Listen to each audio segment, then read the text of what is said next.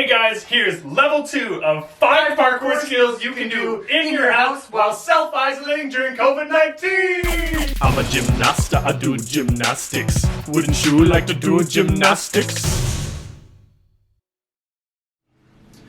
If you're feeling stiff and would like a warm-up, you can find our COVID conditionings playlist linked right up here. Alright, as we always seem to do, we're going to start with warming up your wrists, but we're going to give you a new one today just because we use the same one every single time, so we're going to make it more interesting. So you're going to go into the same position that you went into for our wrist stretch in our past videos, but for this one what we're going to do is we're going to practice actually popping through. So if you watch Jared, what he's going to do is he's going to bend his arms a little bit and pop with his shoulders and his fingertips and his elbows a little bit and then land in the same position. The idea here is to, as much as possible, use your wrists and your shoulders to this pop and not make it a push-up. You can bend your elbows a little bit if you watch, but you're not doing it a ton. You're gonna go forwards and backwards. I'm really trying to feel that absorption on your shoulders and your wrists. Alright, the first skill we're gonna try today is called Grasshoppers, or just a grasshopper. We're gonna show you that first and then we'll give it a shot. This is a great progression for you to work on, eventually going up to the Kong vault, which is the further version of the monkey vault that we did in the last video. And in general, it's just really good for getting your body used to holding itself up on your arms. First thing you're gonna do is you are going to review 2 of the things we did in our last 2 videos. We're gonna review bear walk and we're gonna review QM. First of all, here's bear walk. You're just moving your hands and feet in whatever order you want to. And then you're gonna review QM, which is where you move the opposite limbs at the same time. If you can, try going forwards, backwards, and sideways as well.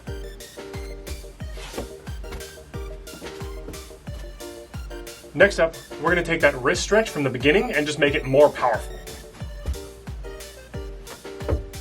So really just popping off of his hands. Pop forward and back. Back isn't actually going to come up very often, but it's fun to try both. Next, you're going to remind yourself of the donkey kicks we've done in past videos. You're going to leave your hands on the ground and really keep your arms strong and dig your fingertips in. Then once you've warmed that up, you're just going to jump off of your hands and off your feet. So hands, feet, hands, feet, hands, feet. Always landing on your feet. Make sure you don't drop your knees. It's a habit everybody starts with, but you do not want to drop your knees on something hard because it's going to suck. Now we're just going to make it a little bit more powerful and you're going to pull the ground behind you as you do this so that you can travel forwards. We're going to let you see this a few times because it's kind of hard to see multiples. So Jared is diving forward onto his hands and then pulling the ground past him so he can travel. Alright, if you're finding that really easy and you just want a challenge in general, you can try agility grasshoppers, which just means your feet are going to go side to side as you go. Obviously you'll be traveling forwards, but Jared's just doing it like this so you can tell.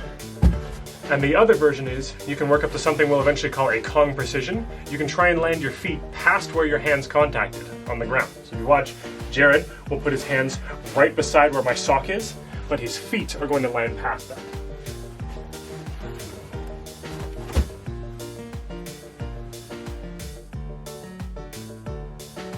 Okay, so the next skill we're going to try is called the safety vault. As usual, I'll show you that first, and then you go to shot.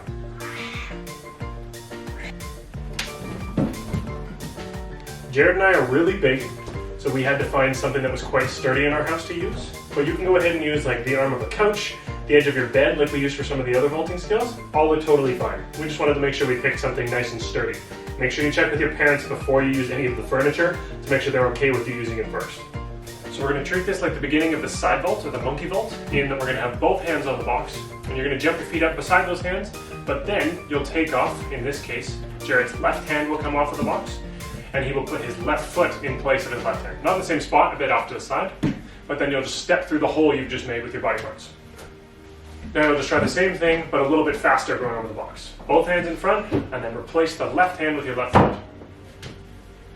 Or, in this case, if you are using your left hand, you can replace the right hand with your right foot, which I'll show you.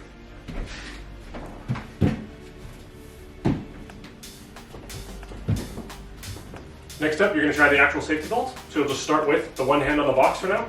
And then whenever you're ready, you'll jump your other foot up onto the box, your opposite, and step through. If you're having an easy time with that, make sure to try it on both sides, just so that you've got a good feel for both. Now as you're doing this, when you're finishing the vault, try as much as you can to have your belly button pointing upwards a little bit. We don't want to be leaning down into this vault. You want to be lifting your stomach up into it, so you're almost stepping down off the box. It doesn't have to be quite as much as Jared's showing. We want to over-exaggerate so you guys can tell, but we do want to have you up. If you get stuck facing down, you'll have a really hard time stepping your foot through. So it's still possible, but it doesn't work anywhere near as well. If you want to take this a little bit further, if you're going to go up into something quite high, you'll start with your hands in that monkey vault or side vault position, and then you'll just pop into the safety vault here. And if you're going to go over something about your waist height, and you want to go a little bit quicker over top of it, try instead landing on your foot first and dropping your hand down afterwards. You see there, Jared drops down nice and quick, but he's still got the support.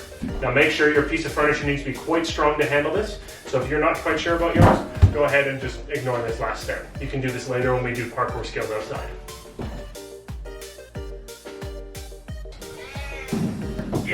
Again, make sure that the piece of furniture you're using is nice and sturdy for this, because you're going to be landing your entire body weight up on top of it. So you want to make sure that this is nice and strong and you're not going to wreck it. Check with your parents first. The first thing you guys are going to do is you're going to pretend like you're throwing a fireball. Okay? If you've already tried a cartwheel in the past, you want your first hand in the cartwheel to be on the bottom of the fireball. So my cartwheel right hand first, so my right hand is on the bottom of the fireball. Jared does left hand first. So he likes to put his left hand on the bottom of the fireball. Then what you're going to do is you're going to put the fireball on the edge of the object with the bottom hand hanging just off the edge. So the ball or the meat of your hand here is hanging out on top and the rest of it is grabbing the side. Then what you're going to do is you are going to hop up on top of the object and do multiple little hops in a circle around your hands until you get to about halfway. So right about where Jared is. Then you're going to lift your top hand off, so his right hand comes off, and then you're going to keep hopping until you're down on the ground. Then all you're going to do is the same thing, but you're going to do it a little bit faster. Just like Jared just showed you, you're now going to try it with just one hop over the top. Make sure as you do that hop off that you whip off the top hand out of the way so that it's easier for you to come down. Now, obviously, you're going to try the same thing, but without ever touching your feet on the top. Remember, halfway through the rotation, to take your top hand off of the object. Now what you're going to try and do is you're going to try doing what you've already seen Jared doing, where you're rotating around your hands. So you're not just going to do a side vault across, so Jared will show you that. You don't want it to look like this. We're not just vaulting over it, we're trying to actually spin around our hands, kind of like you're turning a doorknob, but instead of the doorknob turning, you're the one turning around it. So he's going to rotate. This hand is going to push him back where he came from, and this bottom hand is going to rotate him in a circle so that he's going around this instead of over it. And then same thing without hopping on top. Now as you saw, when Jared started to do that, he started to land back on the same side he started. So even though there's no extra box here, we want to pretend that there is. So we want to pretend that this keeps on going this way, and that we want to rotate all the way around to in front of it again. This way, when we try the next part, it'll be a lot easier to do. So now, now you're going to try doing your hop up on a flat surface. And then you'll try the same thing all the way around the surface, landing on one side and then the other. I'm going to demonstrate this, but I'm going to do it on the other side just because I do it better on that side and I haven't done these for a while. When you're trying this one, you can easily drop your toes down onto the object, which really doesn't feel very good. So, in order to avoid that, what you can do is you can combine your safety vault as a bail for this. If you want, this is what it looks like. I'll do it on my opposite side so I can train a little bit. So I hop up on the corner first, but then I step down and through. And then I can do it a little bit smoother. And this protects me from, if I know that I've under-rotated and I'm not going to make it, I can do this. I'll show you on my full rotation on the flat side.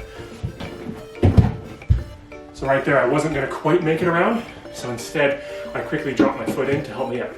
Now, be careful of doing this too much, because as you notice, it does make my belly button turn up at the end, and if you keep on doing this, it means you'll never actually be able to finish the palm spin correctly. To do it correctly, you want to make sure your belly button is down the whole time, which it isn't when you're using the safety vault bail. So, if you're having enough trouble that you keep having to do the bail, go back through the progressions and practice with your belly button down so you keep that technique correct.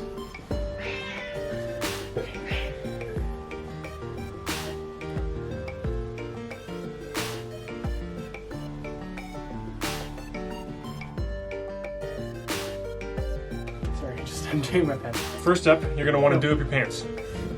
The next skill we're going to try is called a precision jump. The point of this jump is in its name. It's supposed to be as precise as possible. Eventually in parkour, we use this for landing on really thin ledges or even jumping to railings or bars in park structures or things like that. What we're going to practice first is balancing in the precision landing position. So Jared, you'll see, he's going to whip off his socks, and you'll be able to see he's going to be up on the balls of his feet, but other than that, he's going to be in that same good landing position we practiced in the past. So if you can see, Jared here, his butt is at the same height as his knees, just like in the past, but his heels are off the ground. This is because there's not going to be anything under your heels when you eventually practice this onto the thinner ledges. So this is how we want to practice landing, okay? You're going to spend about 5 to 10 seconds balancing in this position, and then you can stand up. And then what you're going to do to practice this is you're going to walk around, take a few steps, and then drop into the same landing position. Walk around, blah, blah, blah, drop.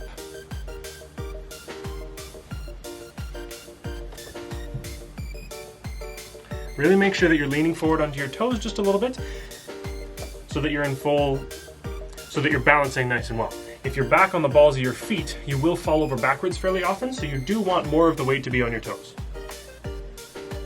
So as you can see, what Jared was doing there was his weight was on the balls of his feet too much. You want it to be on your toes and the balls of your feet. When we land on railings only, we'll be catching just below the ball of our foot, but when we're on a flat surface like this, we want some of the weight to be on our toes. It makes it a lot easier to balance. Finally, just like our landing in the past, we don't want the old man landing, okay? We want to arch our back and stick our butt out. This is what helps us actually balance and bring our center of gravity lower to the ground and over top of our base of support. Next up, you're going to practice jumping for length. So we're just going to learn how to do what most people call broad jump, or I've heard it called gorilla hops. Either way, you're going to start by standing up nice and tall. Again, we're not going to do this super hard, otherwise Jared will punch the ceiling. Then you're going to bend into almost the same landing position, but with your arms behind you. And then you're going to extend everything at the same time. And you're going to swing your arms up as you jump forward. On your landing here, you want to make sure that you're still dropping your butt down low and your back is arched, but you don't need to worry about your feet for now. They're allowed to be flat like they were in our landings in the past. Try not to punch the ceiling. Now you're going to do exactly the same thing, but you're going to try landing in that precision landing. Start with the flat ground first, and then we'll move you to your stairs afterwards. Same jump you just did, but then you're going to land with those heels up, and then you'll try it again, but you're going to take off with the heels up as well. Because now we're pretending that you're jumping from something very thin to something else very thin. Finally, to make this a little bit more real, I'm going to move to the other side. You're going to try jumping to something that actually has an edge. What you want right here is you want to land just below the ball of your foot on the edge of it, and then roll up onto your toes like Jared just did. It is hard to get this right if you don't go from further away, so once you're comfortable, back up a little bit more. So you actually have to lean back in the air a little bit in order to catch your feet correctly. Yeah. Perfect. If you're finding these just a little bit difficult, practice a little bit of a shorter takeoff, and as much as possible, try and jump through the air as high as you can. Make the rainbow of your jump as tall as possible. The more you can land down onto something, the easier it is to absorb and control your landing. Same as shooting a basketball, you don't want to huck it straight at the net. You want it to come from above and fall straight down through the hoop. So that's what we're looking for in this as well, is if you can, eventually as you back up far enough, you have to jump with quite a bit of a diagonal, but as much as you can, when you have the option, jump as high as you can down onto what you're landing on, and then you only have to deal with downward force instead of front back. All right, final skill for today. What we're gonna try is a back shoulder roll. We'll show you that first, and then we'll give it a try.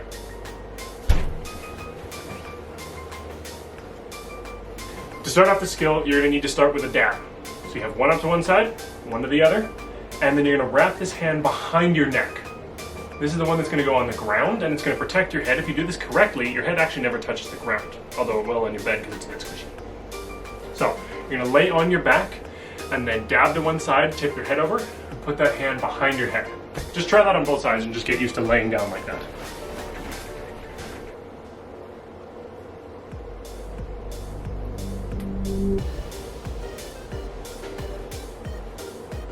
So to start this off, we're going to try it as a very sideways roll, and then we'll make it more and more backwards. This will make it a lot easier to learn. It takes a lot less abs. Whichever side that you are dabbing to, you are going to put your feet on the side with your arms. So for instance, if my head is going to the left, everything else should go to the right, including my feet. And he's going to put his feet over to the one side and just roll completely sideways. As you get more comfortable, start putting your feet on your knees more and more over your arm instead of beside it.